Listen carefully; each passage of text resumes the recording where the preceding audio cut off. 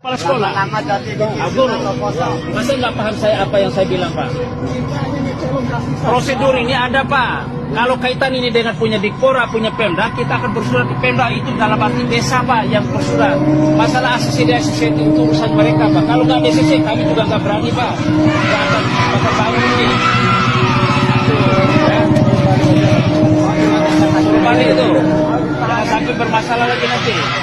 Kami bukan datang mau merampas hak Bapak ini, bukan. Ya, tolong diucapkan itu.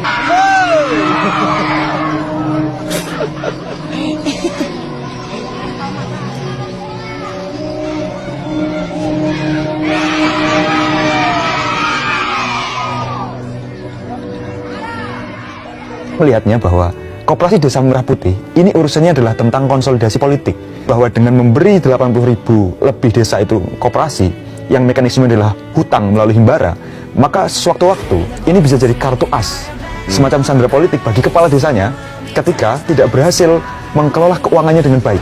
Bayangkan 2029 nanti orang-orang yang menguasai kepala desa tinggal bilang, kamu mau urusanmu di Koperasi Desa Merah Putih ini diusut atau mendukung Prabowo. Tentu dengan sangat mudah Prabowo akan menang melalui konsolidasi politik di level desa, melalui Koperasi Desa Merah Putih dan kepala-kepala desa yang hari ini menaungi Koperasi Desa Merah Putih. Yang kedua tentang Danantara. Jadi kalau Koperasi Desa Merah Putih itu adalah konsolidasi politik di level grassroots, akar rumput, maka sebenarnya Danantara adalah konsolidasi politik di level elit. Hari ini kita lihat melalui Danantara Prabowo merangkul dan konsolidasikan kekuatan politik di level elit kita, terutama elit ekonomi. 10 orang terkaya adalah mereka yang punya modal di dalam Danantara. Nah, ini sesuatu yang saya kira kalau di bawah itu ukurannya adalah ancaman, maka di atasnya adalah ukurannya negosiasi, ukurannya adalah kerjasama yang memang sejak awal dibangun untuk kesiapan di 2029, sehingga hampir tidak dimungkinkan ada elit ekonomi yang akan dalam tanda kutip memilih pilihan lain karena akan dinyamankan melalui Danantara. Nah, kemudian yang ketiga yang ada di tengah-tengah, dan bagi saya ini yang paling problematik karena kemudian menyangkut hajat hidup banyak orang, yaitu MBG, makan beracun gratis. Saya dengan sangat tegas bisa mengatakan bahwa itu beracun karena buktinya per hari ini lebih dari 10.000 anak keracunan.